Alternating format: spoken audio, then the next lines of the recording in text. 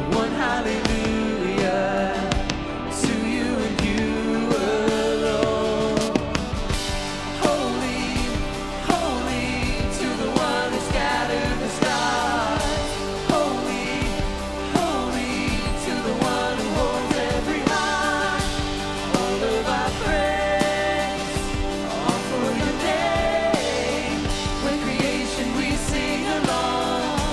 Holy, holy.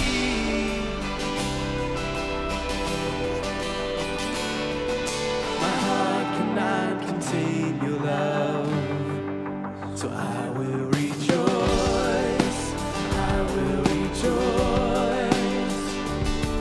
A melody is rising up. Great are you, Lord. Great are you, Lord. All of creation is singing the same song. One hallelujah to you and you alone. Holy, holy to the one who scattered the stars. Holy, holy to the one who holds every heart. All of our praise, all for your name. With creation we sing along. Holy, holy.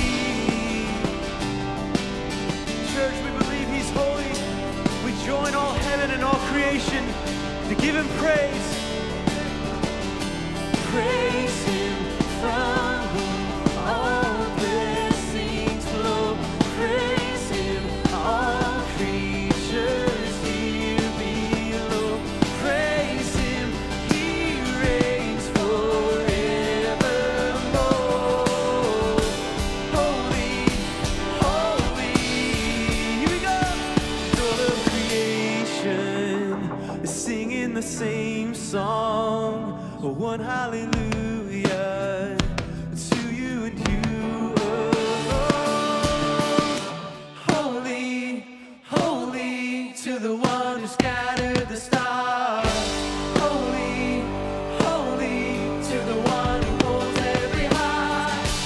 Holy, holy to the one who scattered the stars.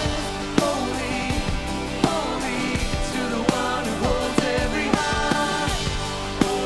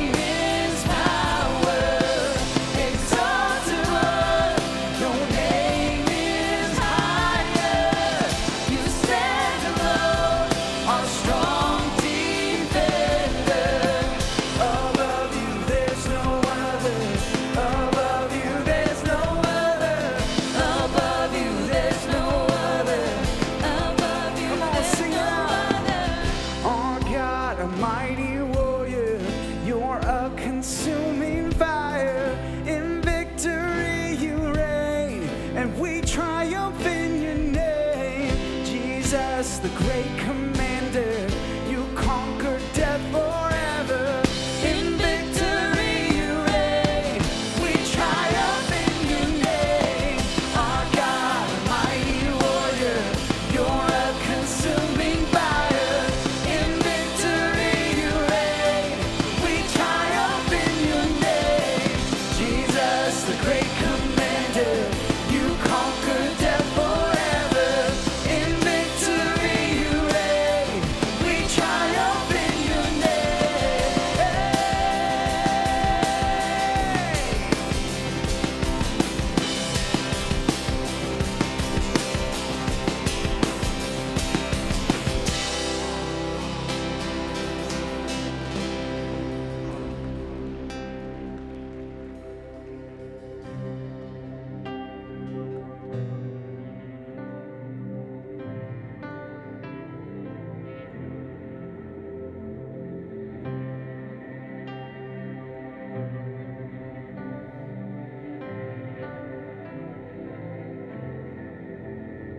For the honor of the Father who reaches out to us, that we might see much greater things. He gave his only Son. For the honor of the Savior, let the cross be lifted high.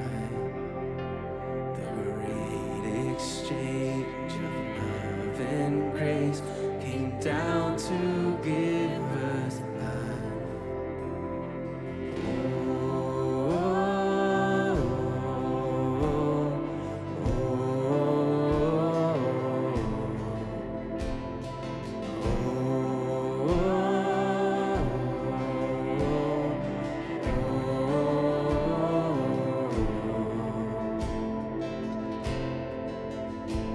For the honor of the Spirit,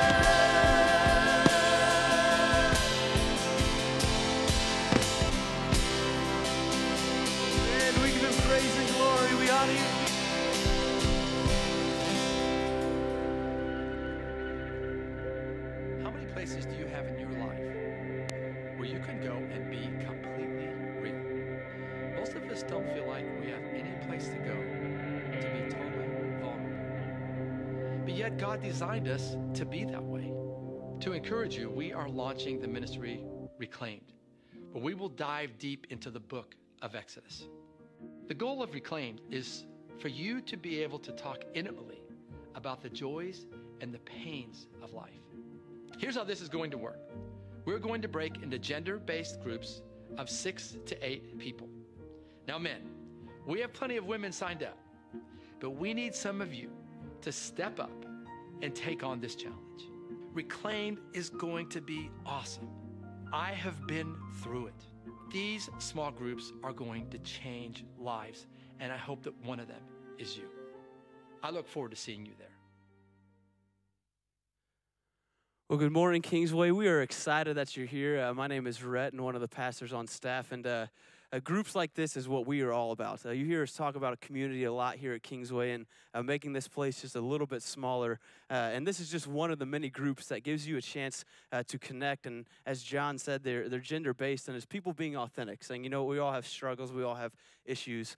So come alongside and get people around you that are going to help you succeed and we'll kind of work through those issues so that you can have one of the best lives that God has for you and use your gifts to serve others. Along with these, this is kicking off on the 20th. It's a Saturday from 9 to 4 p.m. It's a full-day event to get you connected. And then the following 8 Sundays, starting on the 21st, 2 weeks from now, just at the 11 o'clock service, you'll be able to connect with those people again and grow over in the next couple months. Also happening on the 21st is we're kicking off an entire, just a whole bunch of, a slew of equipping groups. And what these are is these are for people that are, whether you're new to the faith, whether you're searching, or whether you've been walking with Jesus for about 10 years, this is a chance for you to grow deeper. We want to take our lives beyond what happens here on a Sunday morning. So you'll have a whole list of those, and you can sign up for those. You can see what the groups are. Sign up for Reclaimed all through our website, kingswaychurch.org. Go there, register, find out what God might be calling you to maybe grow deeper and to connect with others and find that community. If you're new with this, and this is your first Sunday, or maybe you came at Christmas Eve and you're coming back to check us out a little, we want to give you a special welcome. You can fill out a Get Connected card and drop that in the offering boxes on your way out that are in the walls. That card is a chance for us to get to know a little bit about who you are. One of our staff will contact you this week, let you know about what's going on at the church, ways that you can connect and get a little bit deeper and grow with us as a church. One of the ways that we also grow, and you hear us talk about it every week, is we want to be a people of generosity. We want to be the people that are freely giving what God has entrusted to us. And one of my favorite verses is Matthew 10:8, where it says that he's talking about, don't take anything with you on this journey. He says, freely you've received, so freely give. And as a church, that's who we want to be. We want to be people who are generosity, knowing that God has not only blessed us here in America, whether it's financially or gifts and talents, but He's called us and He's entrusted us to use those and to steward those well, to have an impact for His kingdom. So when you give at Kingsway, you are impacting not just lives here, lives in Avon, but lives with all of our partners, mission partners around the globe for the glory of God, and to take the gospel beyond just this place. So I want to invite you that this morning, if you're new with us, we're doing something a little bit different. And if you've been with us a while, you're going to have a chance to give 3 different ways here at Kingsway. You can give online. You can go to our website and hit the Give tab. It'll ask for information. You can text Kingsway, the word Kingsway, to 77977, and it'll shoot you a little link. You can sign up there. Or on your way out today, you can give in the offering boxes that are on the walls at all the locations. So lastly, this week we are in a new year. It's January 7th, 2018, which is crazy even to think. I remember when Y2K was happening and everyone thought the world was going to end. You're like, you were just born. But really, but we're excited what God's going to do through Kingsway and what He wants to do through us to grow. As I said, we want to be a church that continually grows, that doesn't just keep our faith where it is. And we're kicking off a new series this morning called Abraham, This Is Us. And this is all about looking at one man's journey of faith and how his interactions and circumstances and how God showed up in those circumstances. And because of that one man's faith in God, it changed the course of eternity for his life and for our lives as well. So his story becomes our stories. So I want to invite you to open your hearts, open your minds to what God has for us as we kick off into week 1 of Abraham, This Is Us.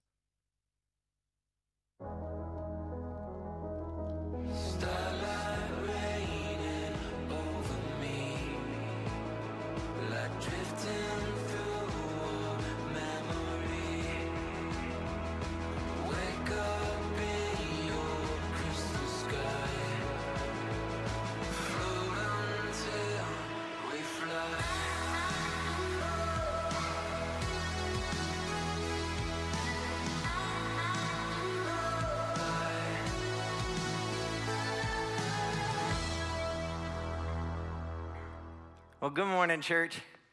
It's so good to be back with you. I was here worshiping with you last week, but I wasn't here. So for those of you who are new to Kingsway, maybe watching online, don't know my story, I won't go through all of it. It'd take me about 41 years, so I'll just give you the quick synopsis of a part of it.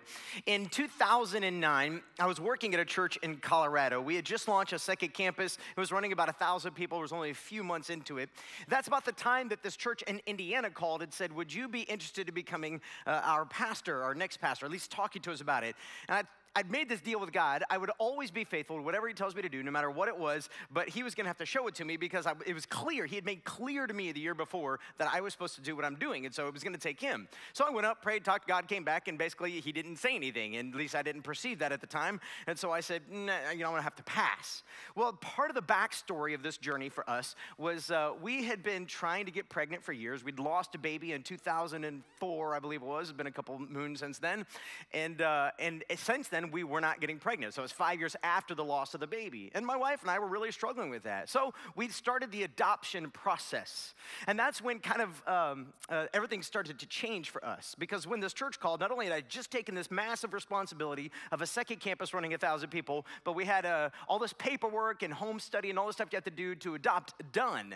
And that's when one night, apparently, the team members who were on what they called the pursuit team gathered together to kind of look at the candidates who'd said no, the ones they'd removed, and who was left. And a couple of the people that night felt like God was calling them to pursue me and to try to get me to at least have this conversation with them. So they gathered together that night. My understanding is it was roughly 11 o'clock or so that night, and they started to pray. And they prayed that God would speed up the adoption as a sign to Rachel and I to talk to them. So that night, the longer version of the story is funnier, but that night I had stayed up really late hanging out with my friends playing video games.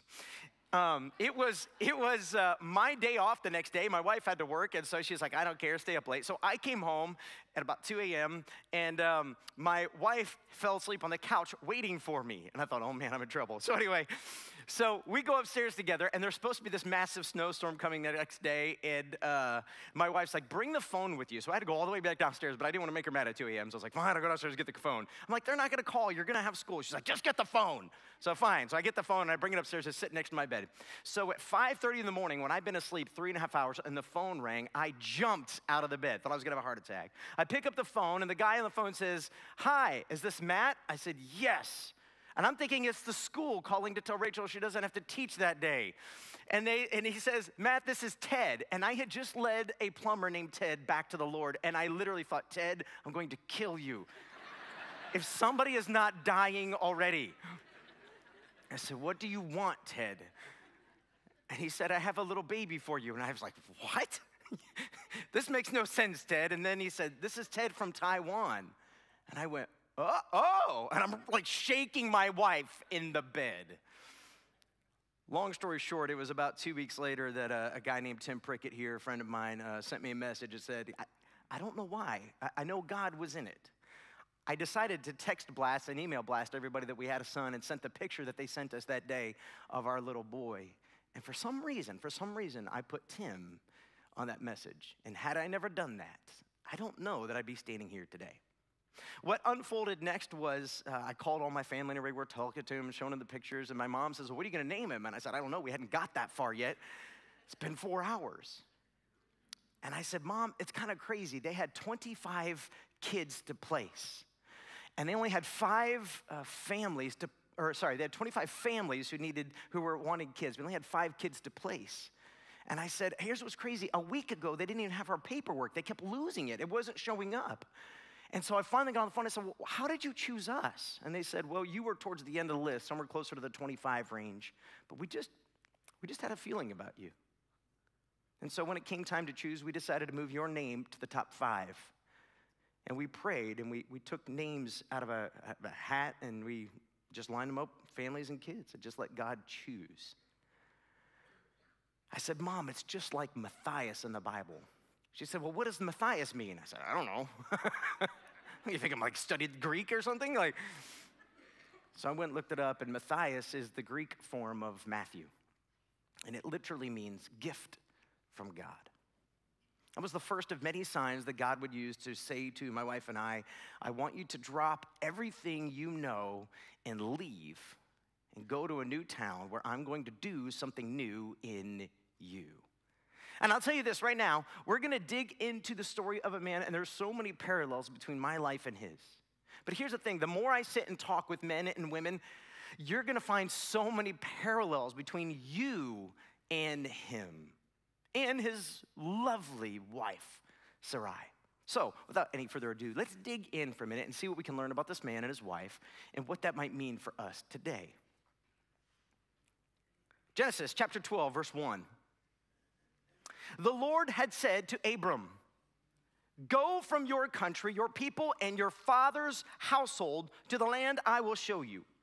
I will make you into a great nation, and I will bless you, and I will make your name great, and you will be a blessing.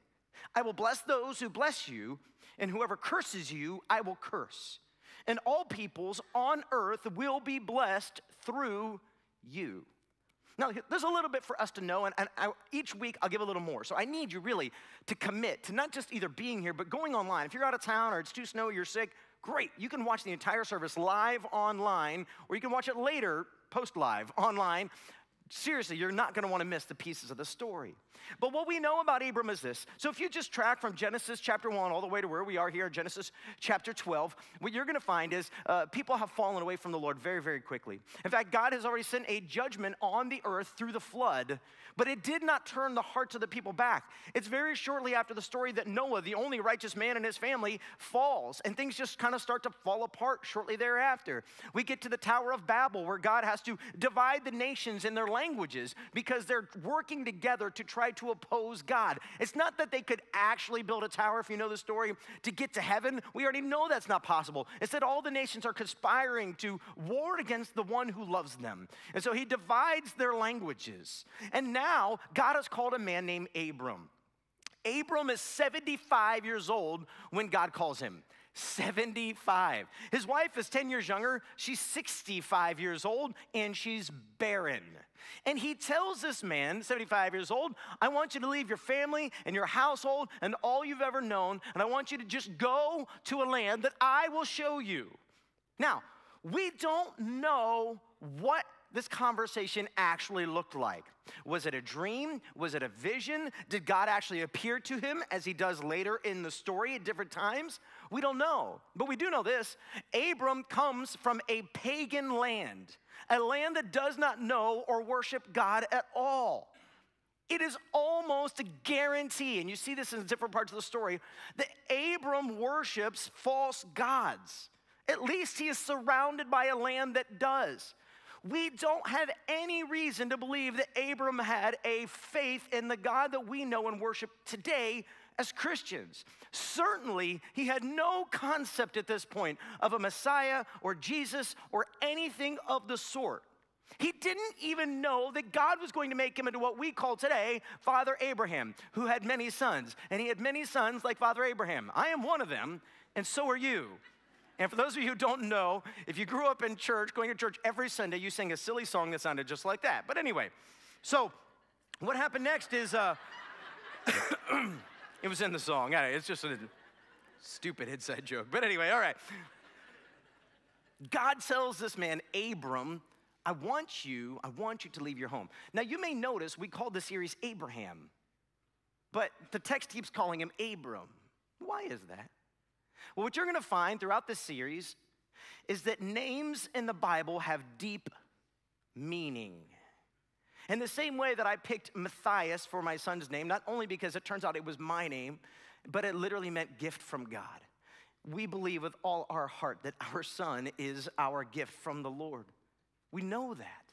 That's also why I had to name each of my kids Matthew after that, because they were all gifts, right? And I wanted to be like George Foreman. But moving on. So, now here's the thing. I want you to really think about this. What good are the promises of God when he is asking me to take all the risks?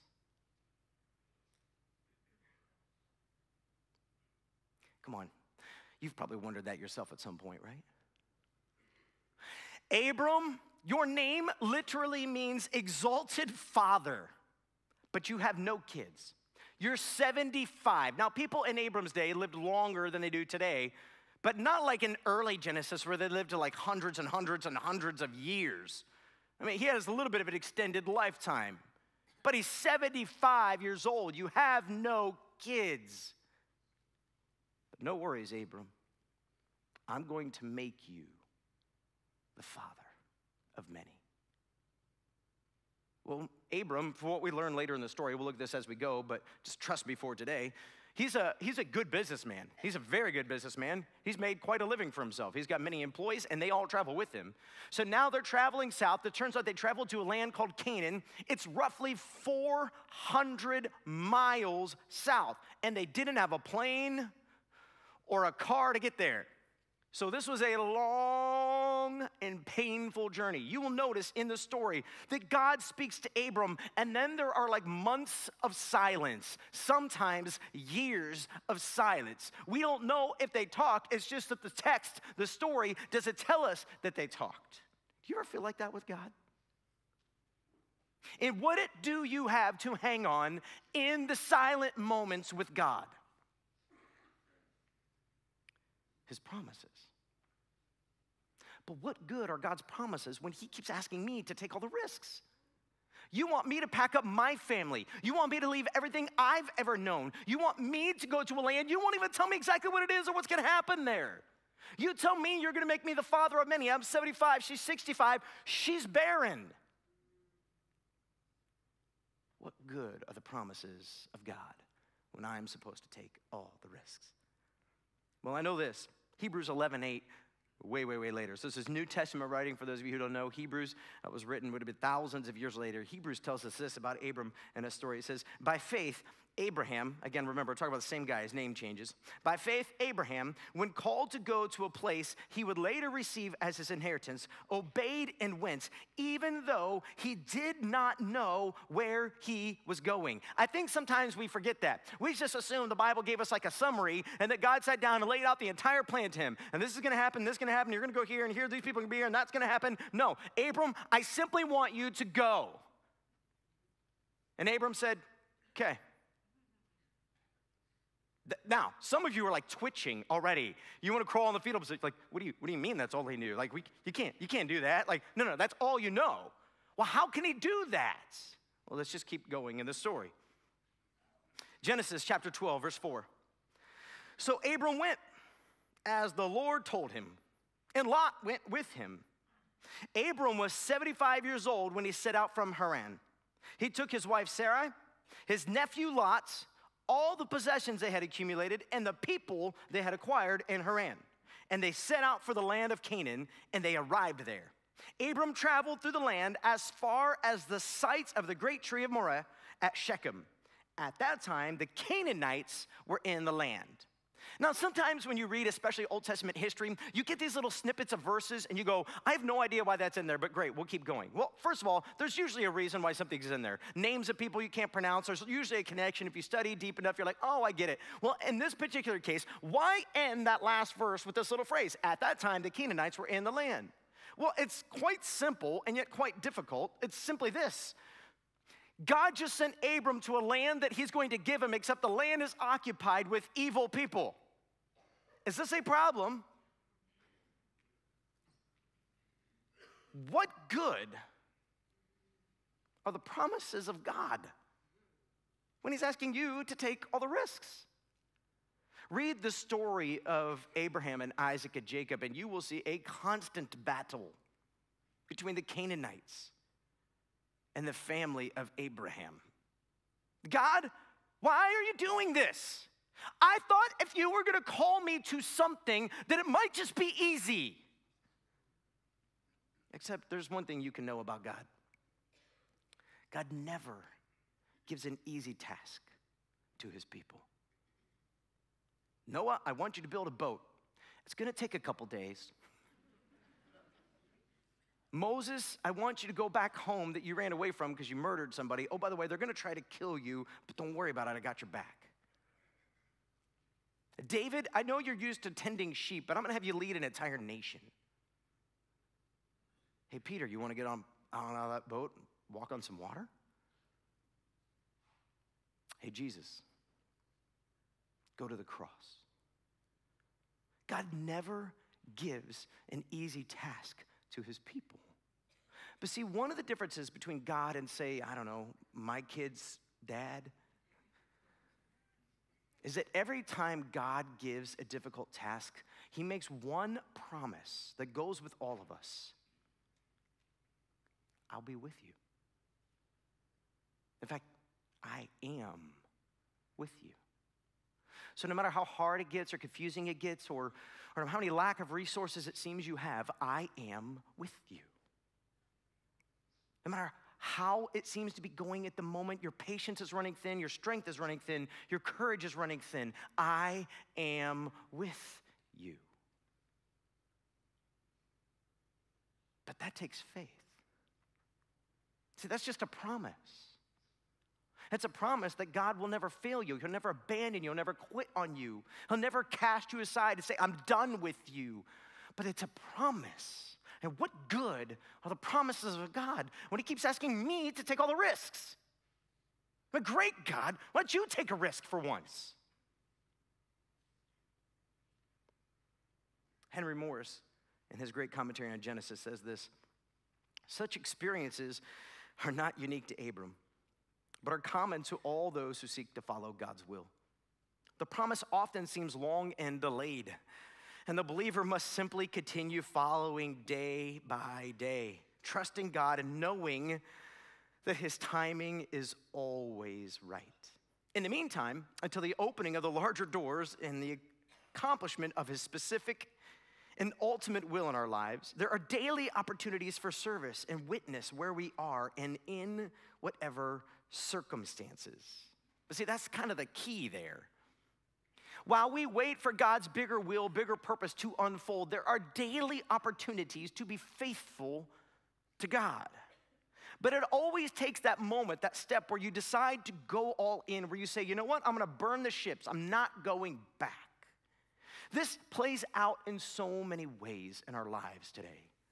I know that God called roughly 500 plus people last year to go on a mission trip at 2018 with us. And some of you are signing up and taking the classes and making preparations to go. But some of you, when you realized exactly the sacrifice, changed your mind. This is not a rebuke. This is not an admonishment.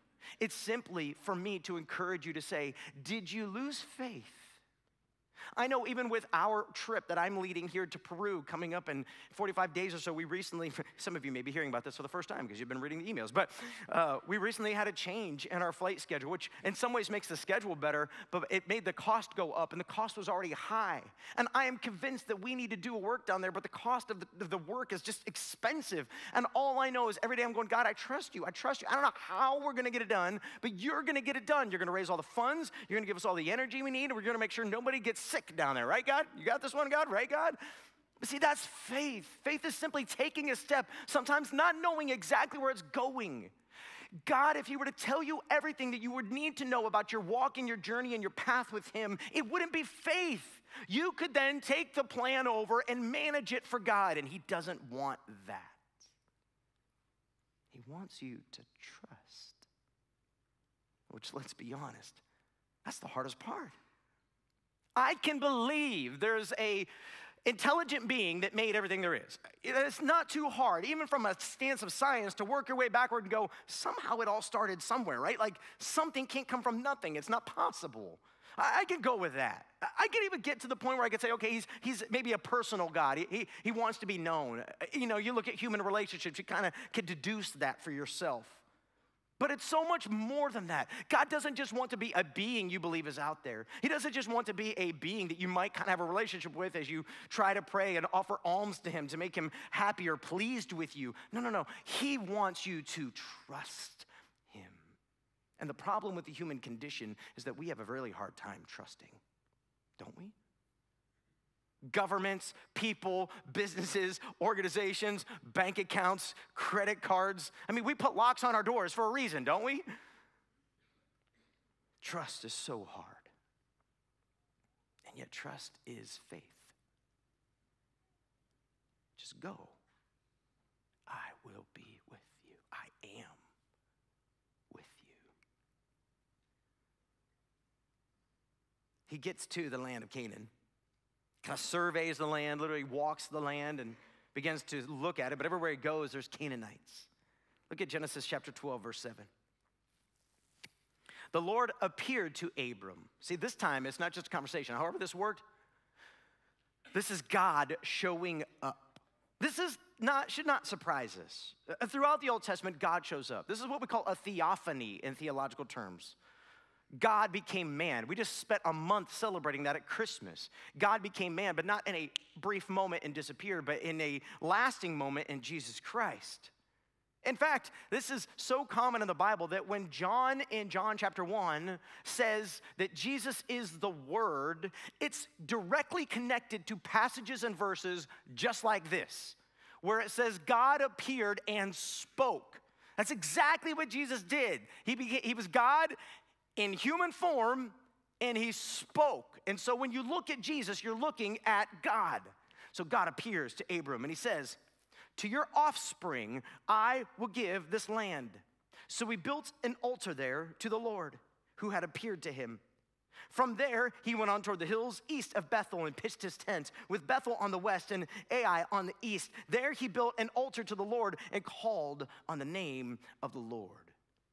The name of the Lord. That's an interesting phrase. I don't know if you know this, but names, while in our language, when we name our children, often has significance or meaning, names also have meaning and significance for God. Did you know that? God has many names or titles in the Bible. The one that's been used consistently, every time you've seen the word Lord here, it's the word Yahweh. You may have learned this word as Jehovah. I could go deeper on that, I will briefly, but it means I am, or more specifically, I am that I am. How's that for a name? Now, Yahweh, I don't want to get too deep or theological on this. It's fascinating to the study, but it basically got mistranslated. There's no J in Hebrew, and so later when they were making an English translation, there's this whole transliteration problem. It became Jehovah, and in Hebrew, it's really just the letters YHWH. There's no vowels in Hebrew. How's that for confusing? I don't know if you know this. You don't actually need the vowels to pronounce words. You can take all the vowels out. You can still get the same pronunciation of the words that you know. So that's God's name. We get that from Moses at the burning bush, where he asks God, well, when they ask me who's sending me, what do I tell them? And God simply says, Yahweh. That's it? That's all you're going to give me? Yes. Because the name in the best literal translation we come up with is, I am that I am. And here's simply what that means. Nobody made him. Nobody controls him. Nobody's more powerful than him. Nobody has more resources than him. And nobody tells him what to do. I am that I am. And he appears to Abram. And so when Abram doesn't know what to do next, God simply rests Abram in the fact that I am God. I am. You're surrounded by pagan people who worship many gods. Don't worry about it. I am. I'm telling you to pack up everybody and everything you own and take an extremely long, arduous journey to a foreign land. Don't worry about it. I am there. I've told you you're going to be the father of many, and you don't have any kids and your wife is barren. Don't worry about it. I am the God that opens the womb. I've told you all nations will be blessed through you.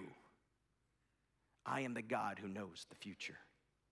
I have told you, Abram, that anybody who blesses you, I'll bless, and anybody who curses you, I'll curse. I am the God who is with you. The Hebrew people took so seriously this name that they actually stopped using it except for in extreme situations. They would call God by many other names and titles, which we'll look at a few of those in this series, because they did not want to offend the name of God. Because if you remember your 10 commandments, do not take the Lord's name in vain. I think it's number 3, I think if I'm remembering correctly.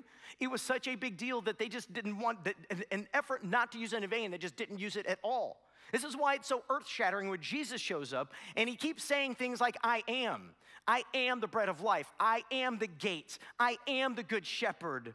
I am the resurrection and the life. And they knew exactly what Jesus was trying to get to. Because in many situations, they picked up stones to kill him for blasphemy. Because this name is so powerful.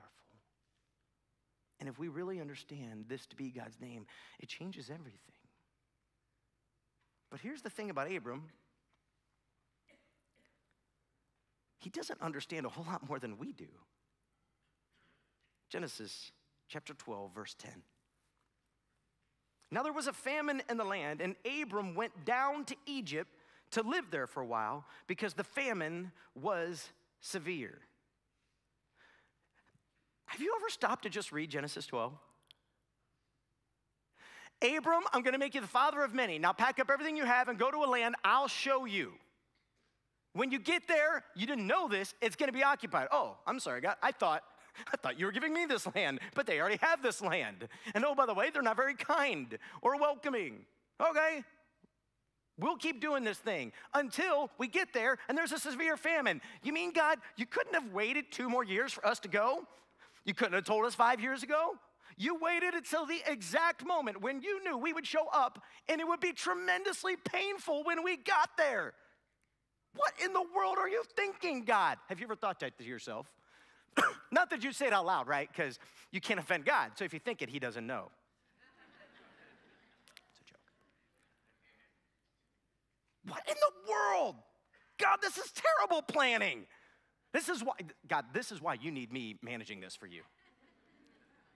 That's exactly what Abram thinks. You're like, well, where does this say that? Well, let me see. Abram then left the land that God told him to go to, and he went to Egypt. He's thinking the exact same thing you're thinking. Well, this is terrible planning, God. I better take matters into my own hands. So I'm going to take my wife and everybody who just moved, and we're going to go to Egypt. Why? Because we're hungry. I mean, is that really such an evil thing? God, we're hungry. And I've got a lot of people to feed. And while I trust you with this big picture, I'm not sure I could trust you with the day to day. Let's just be honest, okay? We've had a lot of joking and laughter and things, but everybody who's sitting in this room who's really not sure about God yet, anybody watching online, you're still trying to decide, do you believe in God? Do you trust God? Come on, isn't this the reason you're just not sure? I don't know, God. If I really come out and confess this to my spouse, what's going to happen? Will you really take care of me? I don't know, God, if I actually leave work on time to go be with my family, how do I know that I'm not going to lose my job? God, if I actually start giving generously and I write that check, the numbers don't add up, God. God, if I actually stay in my marriage, what if I'm never happy again? At the end of the day, it's always about trust. And when we take matters into our own hands, I want you to know 2 very specific things. And one of them is dangerous. Thing number 1, I am will not leave you. Even when you take on the control, I am will not leave you. But that doesn't mean there won't be great pain as a byproduct. Let's take a look. Genesis chapter 12, verse 11. As he was about to enter Egypt, Abram said to his wife, Sarai, I know what a beautiful woman you are. When the Egyptians see you, they will say, this is his wife. Then they will kill me, but will let you live. So say you are my sister, so that I will be treated well for your sake, and my life will be spared because of you. Does that sound like the husband all of you are longing for? Let's talk about those 2 things. Remember I said there's 2 things. Thing number 1, God will not leave. And thing number 2, there are consequences sometimes for our decisions, even though God promises to walk with us in our decisions, right? So part of the reason I know that there are consequences, well, besides the obvious fact that I can't imagine this goes over well with Sarai, I also know if you go later in the story, we'll actually look at this after Easter, later this year, we'll look deeper, but let me give you a preview. Go look at Isaac, his son, later in the story. There's only one chapter in the entire Bible dedicated to Isaac. Every other time Isaac's mentioned, it's either in Abraham's story or it's in Jacob's story. There's one chapter dedicated to Isaac, and I think it's chapter 24. I could be wrong on that one, so don't quote me on that one. And here's the thing, in the only chapter dedicated to his son, Isaac does the exact same thing to his wife that Abraham does to his. Where in the world would he have learned that? He doesn't even exist yet. Well, one thing we know is there's this consistent pattern in Abram's life. He does this not once, but twice later on in the story. What we can deduce from this, along with some other things, is that Abram is an unbelieving believer. You know anybody like that? He's somebody who believes that God is going to do great things. It's just that in the day-to-day, he struggles to actually trust it. Abram, by all accounts, appears to be a bit deceiving, which also gets passed down to his grandson Jacob, and we'll talk more about that later. He doesn't trust God that if he's just completely open and honest and faithful, that God's going to take care of it. There's, yes, God, I trust you mixed with, but you need me alongside you. And Abram's life bears the consequence of that. Really painfully later, when he takes Sarai's maidservant at Sarai's suggestion and ends up trying to fulfill the promise of God through her. And this is always what happens. But what about that other thing? What about God's faithfulness? Well, let me just ask this simple question. What good are the promises of God when he's asking me to take all the risks? Remember, God has promised Abram. Do you remember that very first promise? There were like 4 parts to this, right? God, Abram, number 1, I'm going to make you a great nation. You're going to be the father of many. No kids.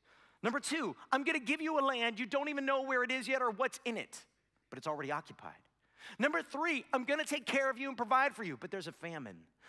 Number 4, I will bless those who bless you and curse those who curse you. Abram, even if you decided to leave Canaan and go to Egypt, why did you need to do this with your wife? Did God not already promise to protect you? Have you already lost hope? But we do so easily, don't we?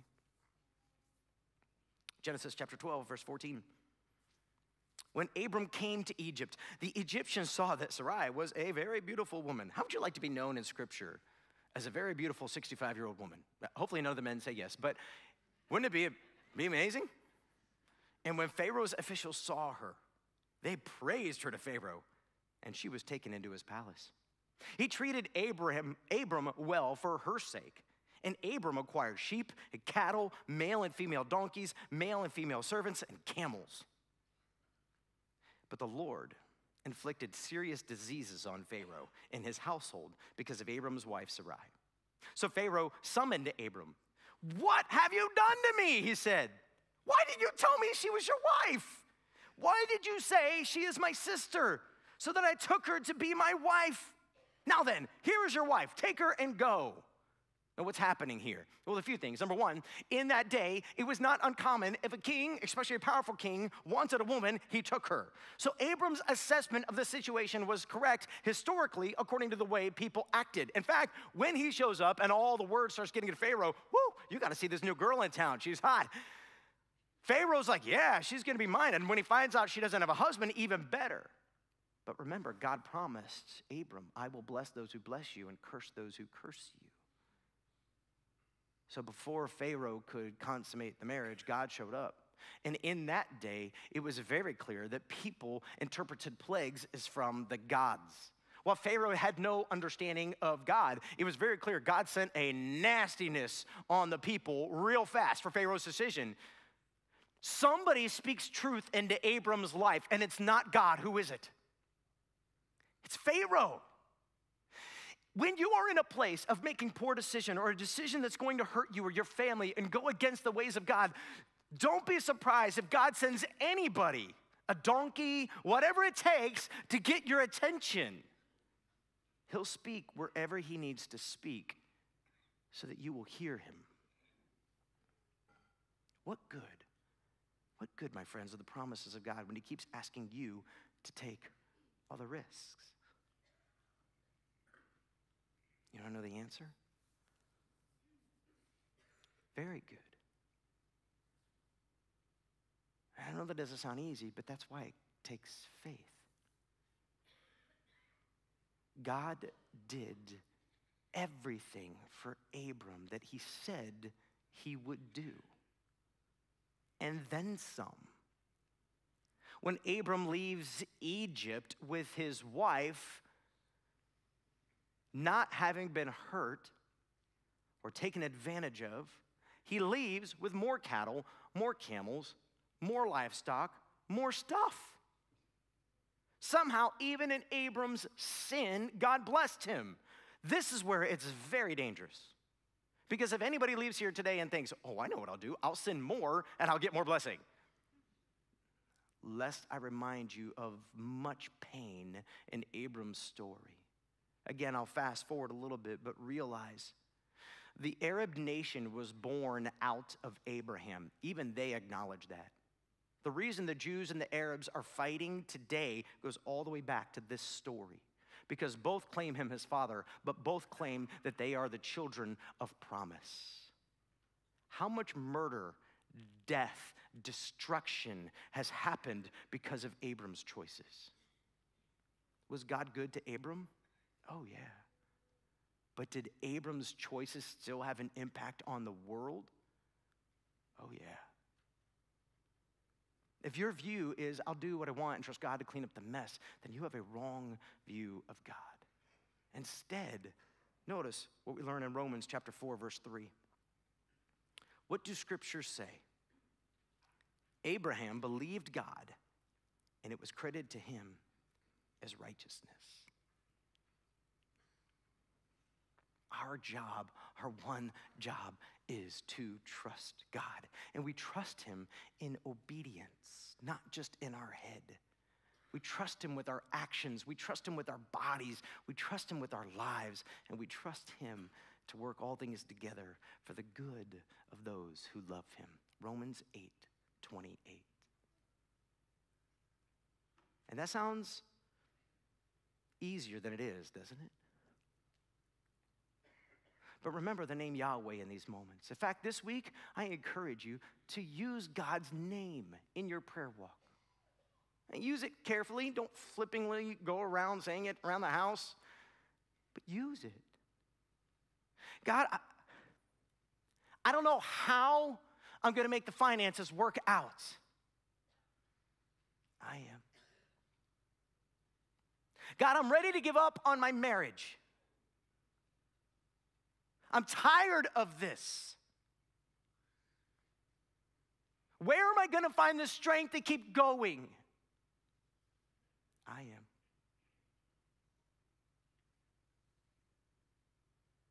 God, I know that you've called me to do this, but I'm really afraid. I don't know how to put this fear to death. I am. But God, I'm not smart enough. I am. I'm not good enough. I am. I'm tired. I am. And the more that you begin to see the great I am as for you and with you, and if you are a believer in you, the more you will start to see his glorious protection and provision in your life. Notice the very last part of this, Genesis 12, I think it's 13. Then Pharaoh gave orders about Abram to his men, and they sent him on his way with his wife and everything he had. C.S. Lewis once said in Mere Christianity, imagine yourself as a living house. God comes in to rebuild that house. It's like DIY you edition. At first, perhaps, you can understand what he's doing. He's getting the drains right, he's stopping the leaks in the roof, and so on. You knew that those jobs needed doing, and so you're not surprised. But presently, he starts knocking the house about in a way that hurts abominably. It does not seem to make any sense What on earth is he up to? The explanation is that he is building quite a different house from the one you thought of.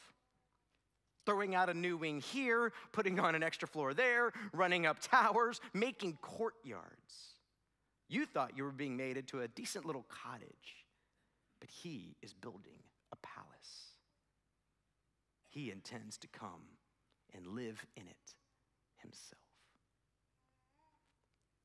Wherever you are in the room right now, part of the reason I wanted to do this series is because 37 of you decided to become one with Christ on our Christmas Eve services. Yeah. Amazing. 37 of you. 37 of you. That's an amazing thing. But I also know there are more people sitting in this room who've not yet done that. There are people watching online. They're afraid of God. They're afraid of what he's doing in their life. It hurts, and they don't understand why. But what I know is this: your heavenly Father is perfect. He will not fail you. He will lead you. Will you trust him? I'm going to pray, and we're going to take communion. And our communion servers are going to go ahead and go out of the room. While we're taking communion, I just want to say this. If you are ready today to receive Christ and you just have never done that, we would like to talk to you about what that means and what to do with that. In fact, you can actually go over to my left, your right, under that screen. We'll meet you over there, and we'll just explain to you who Jesus is and how he wants to come alongside you. The rest of you, I want you to take this juice and this bread today, and I just want you to celebrate Jesus' life. He is the great I am with you always to the very end. Let's pray. Father in heaven, thank you for your faithfulness. God, we are Abram. We are Sarai. There's so much in our stories that line up with theirs, their fears, their anxieties, and yet at times their faithfulness. God, we are so often a mixed bag of believing unbelievers. Sometimes it's really hard to trust you, God, when we don't know what you're doing next and why you're doing it. Where is this going? And the waiting, oh, the waiting, God. Could you just speed everything up, for crying out loud? And yet, Father, we know that you are literally piecing together all things for our good. So we don't have to manage it. We don't have to control it. We don't have to be over it. We're just right now going to choose. Right now we're going to choose to trust you. God, we know you're good. Would you give us, God, your peace right now to rest in your goodness? In Jesus' name.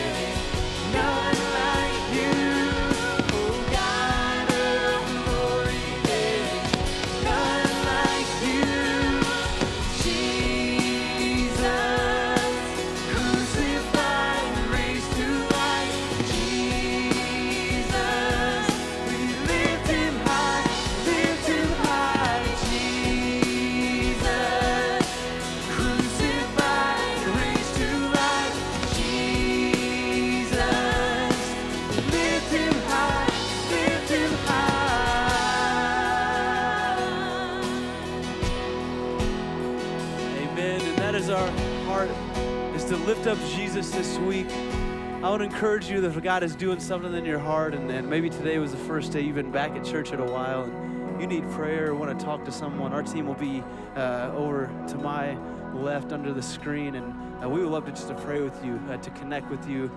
We hope you guys have a great week. Go online, check out what groups, how to get connected, and to grow deeper with us. Have a great Sunday. We'll see you all next week.